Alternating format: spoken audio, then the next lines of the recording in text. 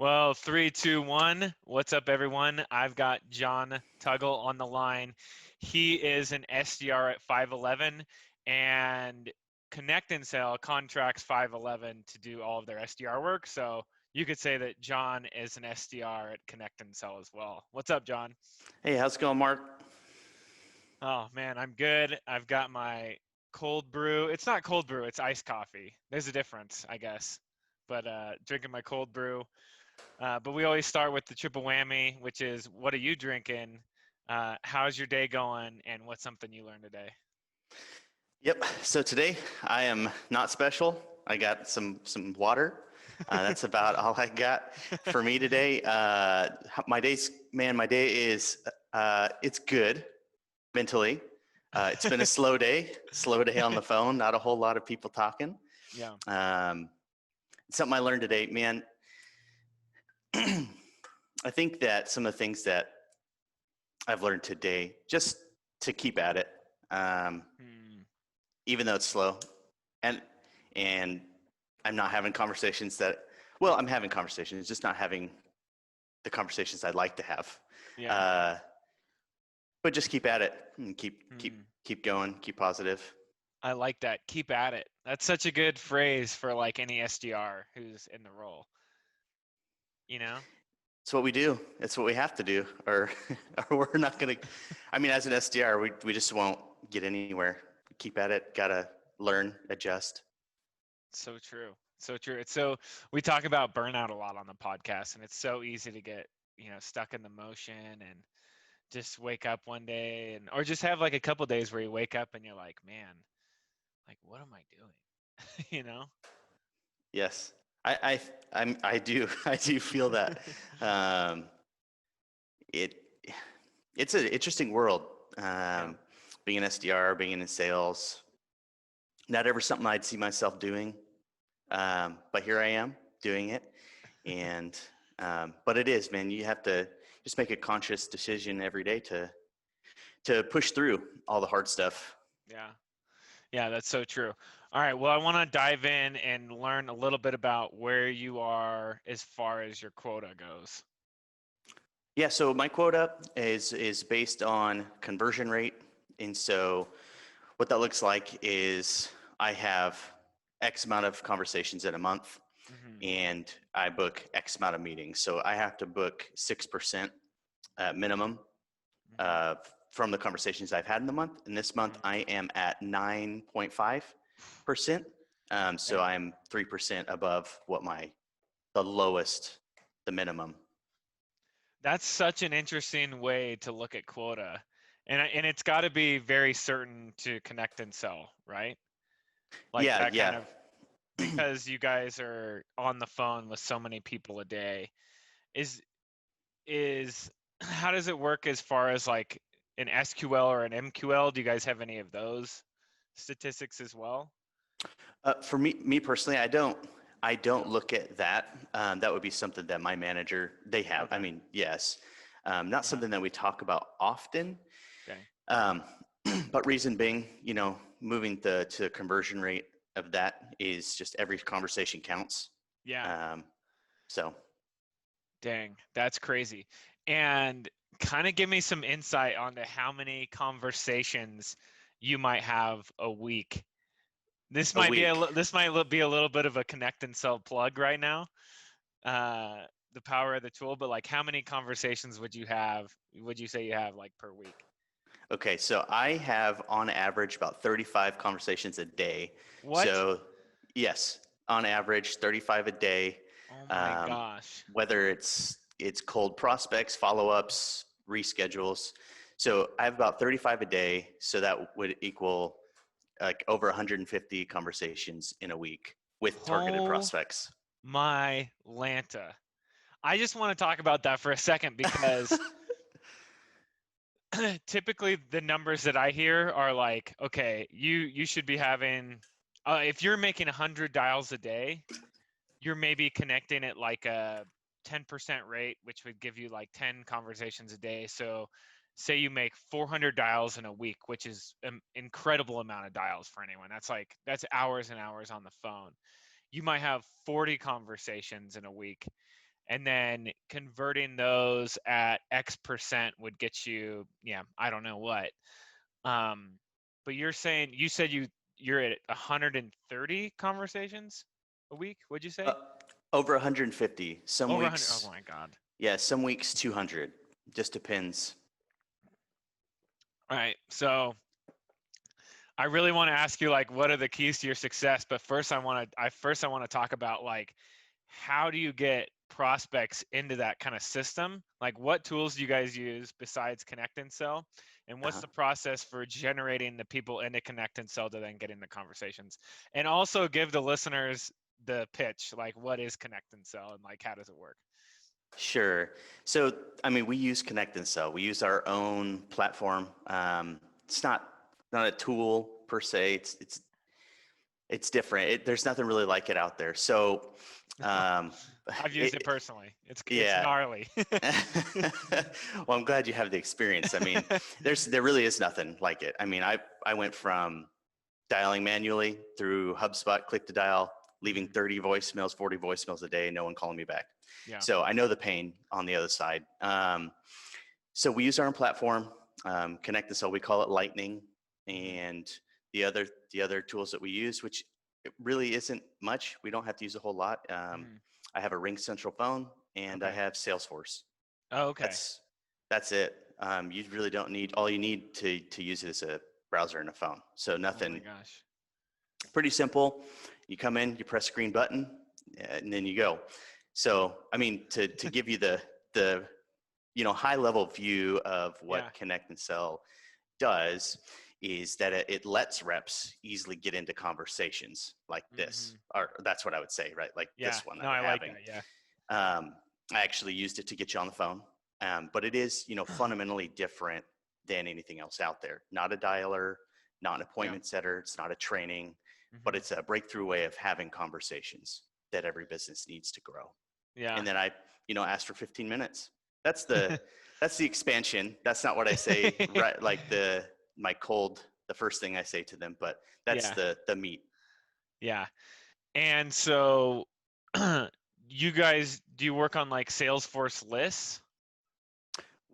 So our team puts together lists within Salesforce Okay. of targeted prospects that they've vetted, and then we just pull. So Connect and Sell it's all integrated. So we just click, which pools we want to reach out to that day, whether it be marketing, sales, follow-ups, reschedules, and then we load it up. You can choose the time zone, you can choose the country, and then you press go.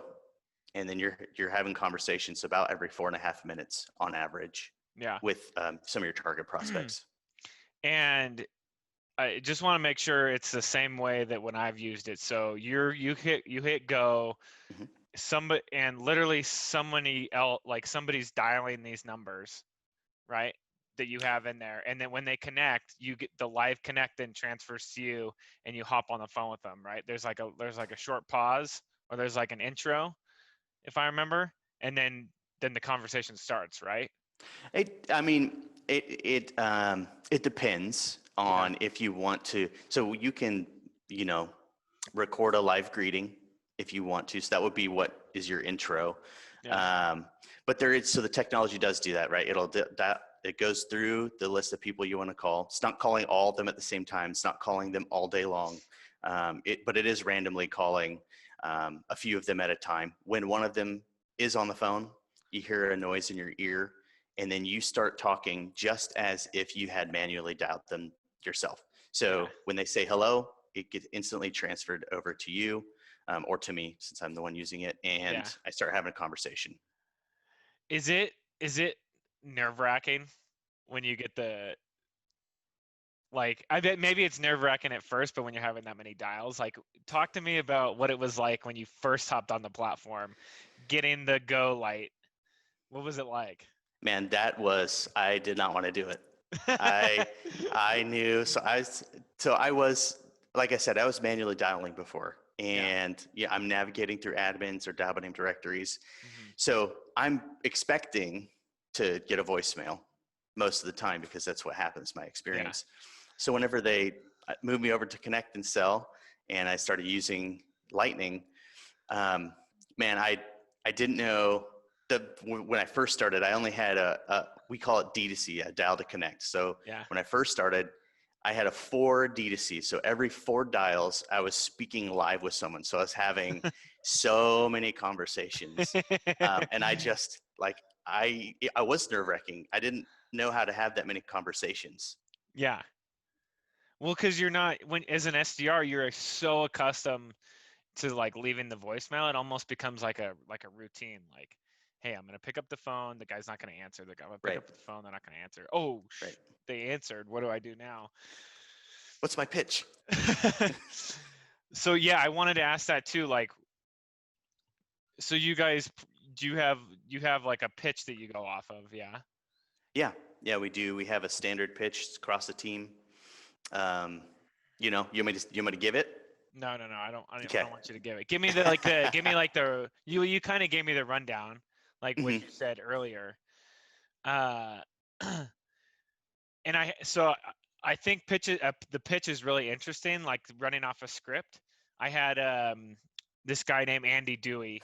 I call him the dial monster, but he's like uses a manual dialer. We should get him ConnectAndSell. But he incredible cold caller, works on the ambition team. Just a lot of confidence on the phone, you could tell. And he would do like 400 500 dials a week, and he talked about the importance of scripts. And just like I think there's a lot of people that will talk about personalization right now in sales, and saying something different every time. But I think there's really something intriguing about knowing a script really well. Mm-hmm. And so I'm just like curious as to hear, like, as you've worked off this script, have you gotten just like really confident using it? And like, also two, like, how often do you go off script and kind of craft your own message based on the conversation? Yeah, very confident in giving the first pitch, which is like 25 seconds long. Yeah. Very short. So I could be pouring coffee. I could be walking around the office. I don't have to, so I know it very, very well. I've had a lot of conversations. Yeah. I don't go. So part of the reason for the standardized script is so that way our CEO and the rest of the team can see what's working and what's not. And because it's so standardized, I can actually measure, what does work. Because if everyone's using their own thing, then there's no way to tell. Yeah. So that's kind of the idea behind that. But going off script, we don't really do that until they ask us something like, well, can you tell me more? Yeah. And so then, or I have time right now, right? Things like that. Yeah. So that's when we have another statement that we give, but we can go off script a little bit before and after that. It's pretty buckled in. It's pretty tight. Yeah. But definitely, like, the coaching has been really good. There's been a lot of good direction as far as like, hey, if they say something like this, you can go this way. Yeah. So that's kind of where I would jump in with off script stuff. Yeah. Do you guys use some kind of revenue intelligence, like call recording, like AI on the background to like give you guys some kind of, to like bubble up the themes that are coming up and help coach? So actually, ConnectAndSell has a recording feature in it. So all of my calls are recorded, unless it's dual consent. But then you're coaching. So my coach sometimes listens to my calls live while they're happening. Oh, dang. And also our CEO, Chris Beal, whenever maybe he's sitting down with a potential client, he sometimes pops into our call just to listen and hear and show the client, like, yeah, and we don't know he's there. Oh my gosh. But he pops in and has them listen just to what we're doing and to kind of show the client this is how it works. Holy cow. Dude, it's another ball game. They're a great team to work for. Yeah, it sounds super collaborative and a place where you learn a lot. That's tight. Yeah. So all you guys are making tons of dials. Like, what has helped you achieve the success that you're having, like, on the team? What are some of your keys to success, would you say? I think that the biggest thing is so for me to start out is to not take things personal. That's tight. Especially when prospects are cussing you out or hanging up on you and whatever that might be, to just, I had to get over that at first. And you're like, oh man, this is not what I was expecting. I mean, kind of expecting, but I didn't think it would feel like this. So not taking things personal, but also not taking things personal from like your coach, from people that maybe have been in sales for a while that maybe can give you some constructive feedback. Change your tone, change your cadence, slow down, don't speak so fast, things like that. So just being conscious of how I'm speaking, what I'm saying, and then, how the other person is responding on the other side of the phone too. So listening, not taking things personal. But I think just like I said earlier, like keeping at it, just keep trying. Yeah. How have you developed kind of that way about you? Like, just how do you develop like the tough skin, and then how do you develop a perspective of learning and like taking that feedback in and just like eating up what people have to say? It's a great question. I think for every person, it's going to end up being different, how they develop tough skin. Some people might be more sensitive than others when it comes to feedback. Like me, like I don't do well, or I haven't done well in the past with feedback. But I think just looking at it from a perspective of like, this person is just trying to help me to hit my quota, but then even more than that, trying to help me overachieve. So that way, for me personally, so I can provide for my family. No, So that's huge.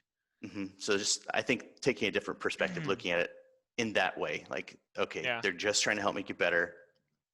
It's nothing personal. I got to listen. Yeah. You said when you like before or previously, like it was tough for you. Was that at ConnectAndSell, or was that like in previous life experiences? Yeah, before sales. Before sales. Yeah. So sales taught you like, hey, let's listen to what people have to say. Let's be coached. All that kind of stuff. I feel like I was always coachable, but I would always internalize a lot of stuff. So I would. It's a good differentiation. I would I would feel bad or not feel confident. When it would make me feel anxious to have someone give me the feedback, because I was like, oh man, I'm messing up. I'm like screwing up. So I think that's probably the differentiator of what I mean exactly.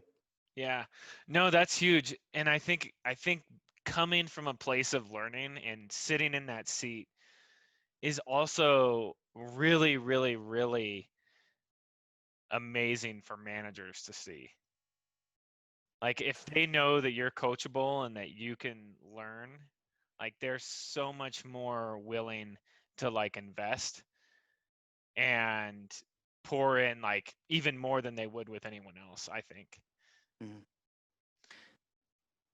I hear you. That's one of the things that my coaches told me. Not, it was about another person on my team, but just when I first started, that was what he said. Eric, he said, man, when I'm coming on the phone to give you feedback, it's not to like belittle you or to tell you you're doing something so wrong, but it's just to help you get better.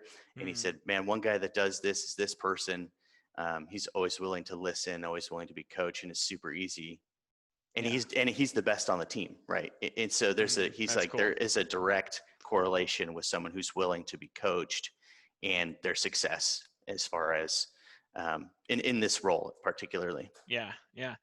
And to add on that, like, you also, as an SDR, have to believe in management, because if you're getting taught everything that's just crap and you're expected to have this like way of learning, but you know that it's just not right, then you're really in a weird place, you know.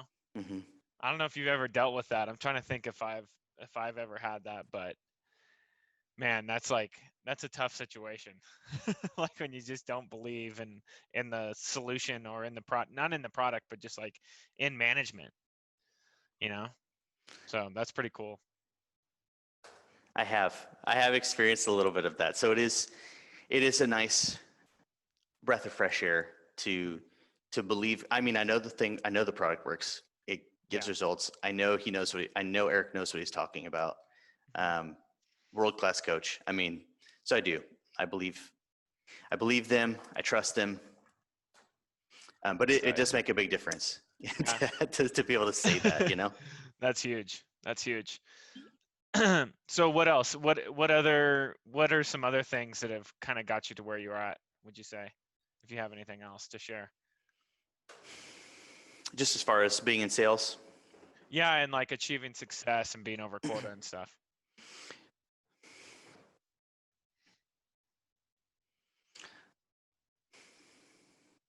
I think that some of the things that help me get to where I'm at right now is also the environment that I'm in. Really supportive group of people.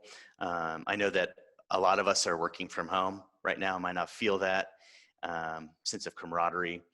Yeah. But I think that being in the office or with other people, or at least celebrating each other somehow Mm-hmm. in victories and stuff like that, it's a big booster in confidence, and helps keep you motivated.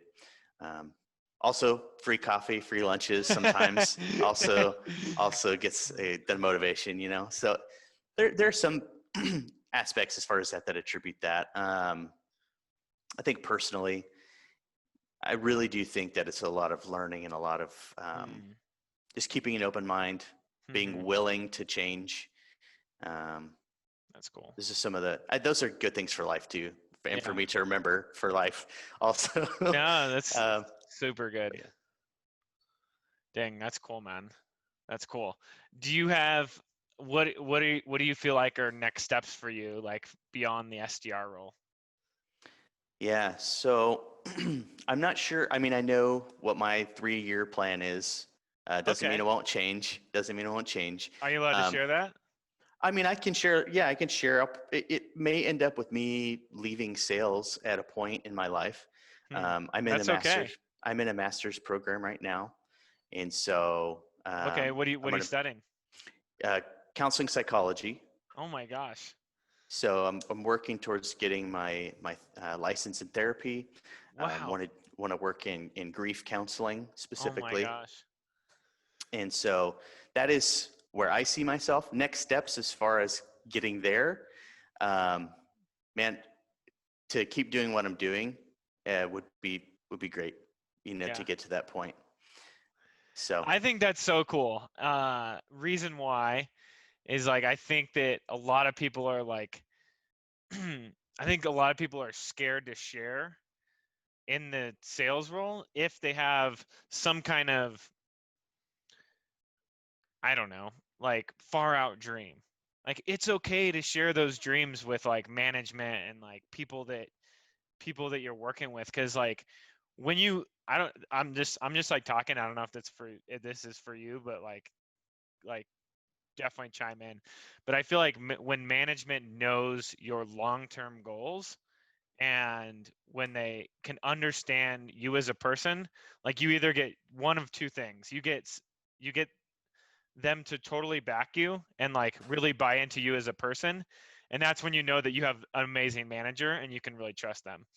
And then there's the other side of the coin where they're like they stop investing because they're not certain that you're going to have like a 10-year role within the right, company. And I feel like that's where managers can really miss it. Like I'm going to say with my generation, I don't know how old you are. I'm 28.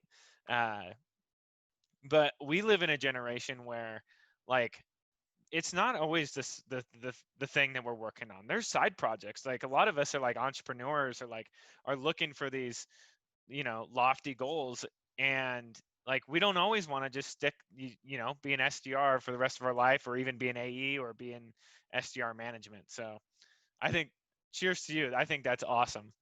Well, thanks. I appreciate it. And I don't know. I feel like it's the direction that life is taking me. Yeah. And I think this role is actually, helping me prepare for a lot of that. I seriously. No, yeah. What do you mean by that? Well, I mean, just listening to a ton of people, problems they're having, things they're going through, and being able to empathize with them while on the phone. It's a good skill to learn for anyone, but I think that, for me, just seeing that even in sales, so. People talk about empathy, but not everybody that talks about empathy is going to school is getting their master's in psychology. So I think that's, do you feel yourself sometimes like applying applying the stuff that you're learning in college to actually like being on a cold call with people and hearing, sales people's problems? So, I mean, sometimes it's a lot of listening, I guess. It's the main thing a therapist does is listen and ask the open-ended questions. Yeah. I find myself in a really long conversation sometimes, like 12, 13 minutes. Really? Just on cold calls? Yes. Sometimes. What are you even talking about at that point? Man, it's a lot of them sharing what their experience, what's happening, but asking a lot of questions about ConnectAndSell because hard to grasp that this thing is real, and that it does what we say it does. Yeah. Give me some examples of some open-ended questions, because I'm like always trying to like learn the questions that top people are asking to like get the conversation further. Yeah. So one of the biggest things that I encounter on the phone is when we don't sell like that. And so then like, well, how do you sell? And so if they're willing to have a conversation, you'll be like, well, we have outside guys that aren't making dials all day long. They're face to face. And what I say to this, that's not, we're not changing that. We're actually helping those guys that need to be face to face get into the conversations they need to be in so they can meet face to face. Yeah. Yeah, I like that. What's another example? Open-ended question. Go-to. My go-to? Okay, my go-to question, man. I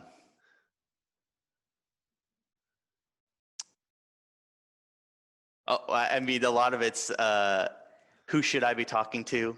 A lot of people, we get the wrong people. We still do. So that's a go-to.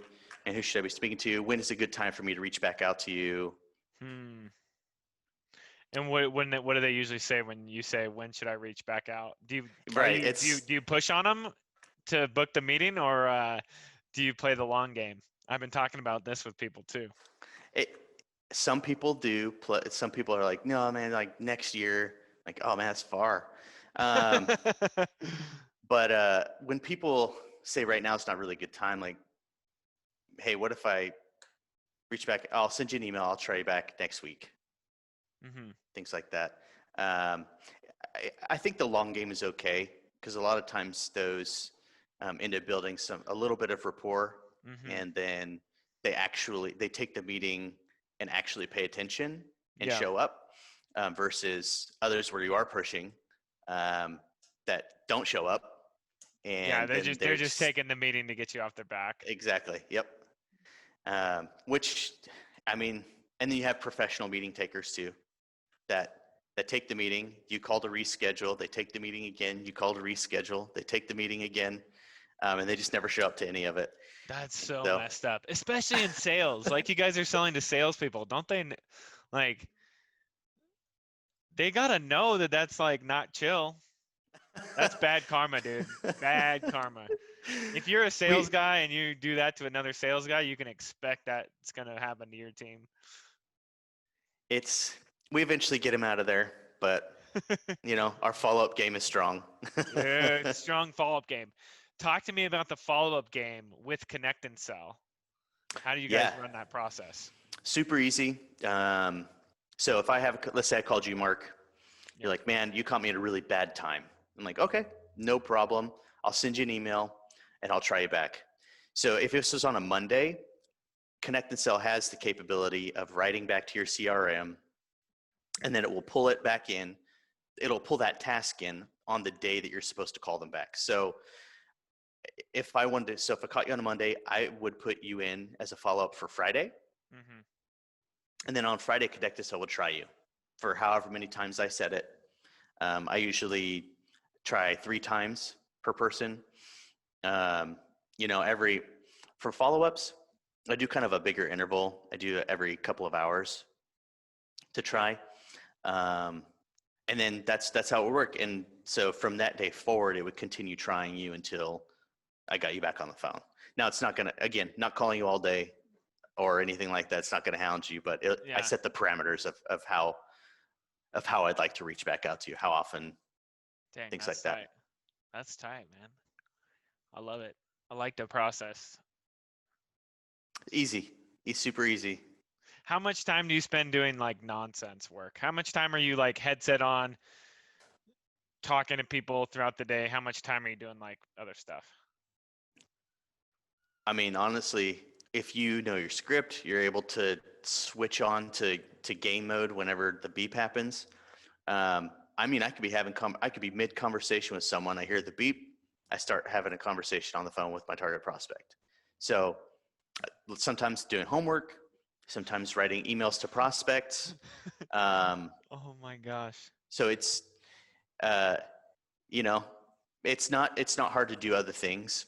Now, obviously, there are times too where I'm like, okay, I got to buckle in. Today is not what I expected it to be. And then I'm really, focused in. But I mean, there is time where you're hanging out with people around you or you're sending emails. I mean, emails would be part of my work too, but yeah, writing emails, drafting them, reading. I feel like with ConnectAndSell and like your process, you could literally be a truck driver and just like set it and just be driving the truck, down on Highway 80 or Highway 90 across Iowa or whatever, and just be making money, just headset on, making money, driving trucks. Dude, I'm not joking when I say it's super simple and easy to use. I mean, don't get me wrong, having a lot of conversations, sometimes it's hard. Yeah, it's tiring. But it's better than having none. And also, that's what my sales directors do, right? Like I'm in the office, I'm making dials all day, but they're doing other stuff. So for them to be able to jump on for 30 minutes, they're driving somewhere, 30 minutes, hop on the phone, have 4 conversations, set appointments, dude, makes their job a lot easier. Do you guys ever bring in the AE mid conversation? We can. We use a Ring Central phone. There's also we have an option in Lightning as well too. But we just asked the prospect, they're like, "What? You got me on the phone right now." Sometimes they're angry, but you got me on the phone now. I'm not giving you 15 minutes. Like, okay, let me pull a guy on. I could actually have him run through it with you if you had 5-10 minutes right now. He could run through it. We transfer it over. We let our AE know, like, hey, they're not here. They're not in the same place as us. They're all over. So one of them answers, hey, got this guy on the phone. He wants to know what we do. This is what he's interested in. Hit transfer, then they're having the conversation from there. Eliminate all that other BS, Mm-hmm. Oh, when do you want to chat with them here? Right. We'll schedule a 15-minute conversation. Then they go talk about the same thing that you already talked about. Then they book a demo and they talk about the same thing again. And then the prospect's like, oh my gosh, how many conversations do I have to have before I friggin' know what this is going to happen? Right. Or like see a demo. That stuff drives me nuts, man. It's like it's so annoying. So that's really cool though. It's tight. Man, I've loved like just getting into your brand. I'm like just super curious on how all this works and how you guys do business, but it's tight. What do you guys do with inbound leads? Yeah. So inbound, I don't get any of the inbound stuff. Okay. You're We pure outbound. Yes, we generally there's somebody assigned to taking those, um, and Eric, who is my manager, he handles most of the stuff on, like, if you were to do the chatbot online. Um, but so inbound, if for whatever reason we get inbound, conversation either doesn't go anywhere, or maybe we can't get in touch with them again, I will end up getting that eventually, at later on down the road. It'll end up in one of my pools, and then I'll reach out. I can see it says inbound there. And so I know that at one point, they had looked into us. Yeah. Well, I'm going to be honest, like anybody who's starting off as an SDR who has like no cold calling experience, if you go through a program like this, like, and use ConnectAndSell, at the end of a month, you're going to be so confident on the phone, like you're going to be dialed.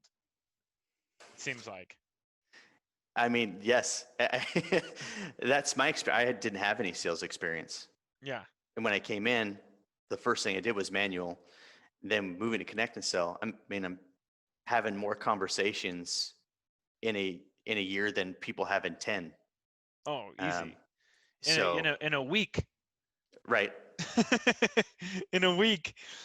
I mean, I'd have to look back at my numbers, but I mean, you're having more conversations probably than I've had in the last year in a week. See, that's crazy. So, I mean, imagine that, right? You have no sales experience, you're having that many conversations. So you're right. I mean, you get very confident, especially with the right support. Yeah. Um, What's funny too is like, I've been an SDR for off and on for 3 years now, and calling's like the only thing that I actually enjoy doing anymore. Like, I hate writing emails. I'm tired of it. I don't like doing the research. I get bored of it. I don't like putting people into sequence. Like, I get bored of that. The one thing that I enjoy, and this is honest, like I'm just being honest right now. The one thing I do enjoy is like actually being on the phone with someone. And so like this would be great for me. In my third, fourth year as an SDR, just friggin' hit play, and I'm gonna kick back, watch a movie on my other screen in my dual monitor, watch some mountain biking videos, and just put it on mute, get the subtitles on, and talk to people. There you go. There you go. Sounds like the good life right there. That's awesome. Hey, John. Well, what advice would you give anyone that's coming into the role? I think that I just want to reiterate, I'm not an expert at all. I'm an SDR. So I don't have all the ins and outs of how everything works in sales, the hierarchy, all of that. I don't have any of that. But from one SDR to another who might be watching, yeah, and I just want to reiterate, like, just keep at it.